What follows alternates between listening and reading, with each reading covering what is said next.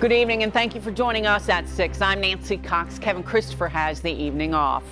A potential tragedy was averted here at home when police responded to a complaint which had been called in from New Jersey. LEX 18's Michael Burke has details on an Anderson County man's alleged plot to pull off a school shooting. It's our LEX 18 big story at 6. A 20-year-old Lawrenceburg man is in the Shelby County Detention Center today, charged with making terroristic threats towards a school after an arsenal is found at his home. Police believe Dylan Jarrell was backing out of his driveway with only one thing in mind. This young man had it in his mind to go to schools and create havoc. He nearly created a lot more than that. When he was arrested yesterday outside his Lawrenceburg home, police say his car was loaded with weapons, ammunition, a Kevlar vest, and high-capacity magazine. I can tell you that he was caught backing out of his driveway with the tools he needed to commit this heinous act. Police say they also saw internet searches for a plan of attack on how to pull off a school shooting. The feeling was he was heading off to execute that plan. We have every reason to believe that he was. But someone in New Jersey helped foil this attempt. She claimed to be on the receiving end of inappropriate comments from Jarrell on social media. She saw something and said something, and law enforcement responded properly. And officials from the Anderson County School District say that all after-school activities will go on as planned, just with a bit of added security. Covering the news in Franklin County, from the LEX 18 Mobile Newsroom, let's send it back to you. And KSP wanted to publicly praise Trooper Josh Satterley for his role in putting a stop to a potentially deadly situation. Well, now the threats and the school closures understandably left many in Anderson County worried today. Catherine Collins tells us how people feel about the school's decision to close in our LEX 18 Big Story team coverage. Today, an empty lot where the cars of staff and students should be. I noticed no buses, and then I noticed no cars at the school when I was passed by. Anderson County administrators made the decision to keep schools closed today after Kentucky State Police informed them of a potential threat. So the classrooms sat empty. It's really scary. You never think that this could happen to your hometown. That meant Marcia Pruitt's grandson had to stay home.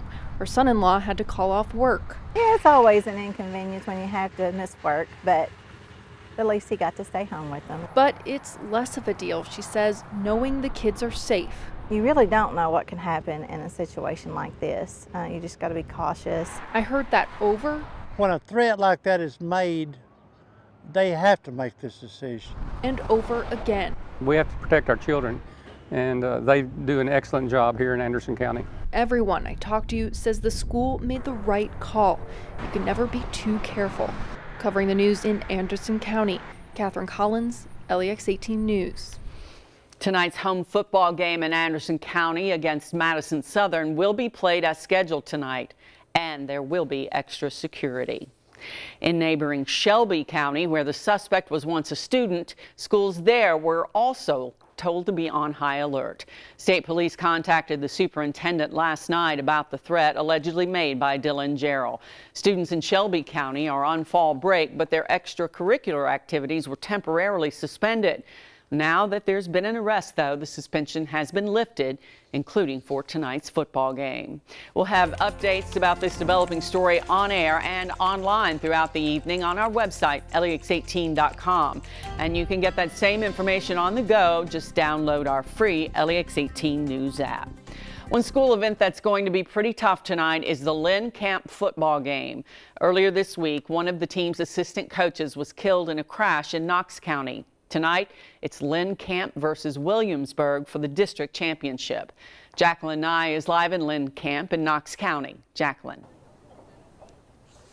Nancy, Brian Justice is remembered for being a lot of things: a coach, a father, and a University of Tennessee fan.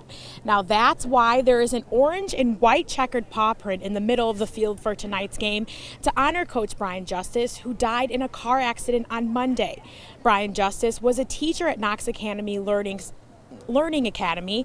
That's where he was headed Monday morning when he was in a bad accident on US 25. Justice also helped coach the Lynn Camp football team. The head football coach says Brian was an inspiration, a father figure, a coach, and a hero to many kids on the team. In honor of Coach Justice, before the game tonight, there will be a moment of silence, and Brian's stepdaughter will be presented with a football signed by the team. Wristbands that say Justice League will also be sold tonight. Again, they'll look just like this. They say #Justice League, and they also say in loving memory of Coach Justice. You can buy these tonight. Kickoff is at 7:30. Covering the news live in Knox County from the LEX 18 mobile newsroom. Nancy, back to you. We have been tracking rain coming in, so if you are headed out to one of the games this evening, do be prepared for that. Most of this rain is going to be light, but it is working its way fairly quickly eastward. Leading edge is now getting into Bourbon County, working its way now up into Harrison, Nicholas County. A little light rain around Lexington at this point, back through Versailles, Georgetown, Frankfort, Lawrenceburg, Harrodsburg, all seeing some of that. Danville, you haven't gotten it yet. Richmond, you haven't gotten it yet, but it's on the way. So here's the future track, and at 7 o'clock, there's your coverage of rain. Main batch still sits out to the west, but it'll be moving as we continue through this evening. Latter part of the evening, headed toward midnight, a general coverage of rain in the area. As we head toward tomorrow morning, you are looking at the rain beginning to exit out of southeast Kentucky. As the cold front begins to pull through, it'll leave a few lingering showers behind. I think we'll see those in the area tomorrow morning. But we get into the middle part of the day. Breaks in the clouds, some sunshine, breezy, and actually temperature is not far from normal. But then the latter part of the day into the early part of the evening, and the next batch of rain will arrive. That's on the secondary cold front, and that's when the real cold air begins to arrive. We're still sitting upper 60s across the south where the rain has commenced. Temperatures are falling now into the low 60s and upper 50s. We'll see that trend continue for the next few hours. We look at detail at your Saturday, give you a game day forecast as well. We'll have that for you in just a minute. Bill, thanks. The National Oceanic and Atmospheric Administration has released new winter weather predictions. For us here in the Bluegrass, they're saying we have a 50-50 shot, either a harsh or a mild winter. Kyla Mills has more about the prediction. While it seems like leaves and temperatures just started falling here in the Bluegrass, winter is already right around the corner. It was cold. Plus, I don't like wearing jackets either. Government-operated NOAA just released their winter outlook, giving Kentucky a 50-50 chance of a harsh and wet winter. LEX 18 meteorologist Shil Swed warns, though, seasonal forecasts are more so generalizations. Usually whenever we talk about seasonal forecasts, we're looking at large-scale factors, large-scale patterns. El Nino, La Nina are really the two key ones, especially as we move through the winter months. But there's one more furry factor Chief Meteorologist Bill Mack says not to forget. The final race on Sunday, the winner of that determines what the forecast for the winter will be according to the woolly worm. And last year, forecast wasn't half bad. The Beattyville Woolly Worm Festival this weekend will add another winter outlook to the mix. The Old Farmer's Almanac calls for a mild and wet winter in our area. The Farmer's Almanac says biting cold and snowy. But we talked to some people who tell us they'll just turn to the experts. I just watch the weather on Channel 18 News. Well, that's the right place to look. That's how I find out what the weather's going to be like. Covering the news in Lexington, Kyla Mills, LEX 18 News. Might as well. Well, Lexington police are investigating an incident involving the Lexington Opera House manager and a driver.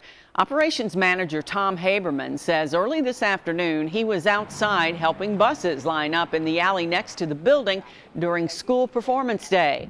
That's when he says an impatient driver started trying to squeeze through the alley and got in an argument with a police officer who was running traffic. Haberman says he grabbed onto the hood trying to get the driver to stop. That was my instinct to do that, and I rode the car for about 10 feet, and he jerked it so that I released my grip and let him go. I was not hurt too badly, a little shaken up, of course. Haberman says they did get the car's license plate number. He also wants to remind people to slow down and pay attention, especially downtown, where people or kids could be crossing the street.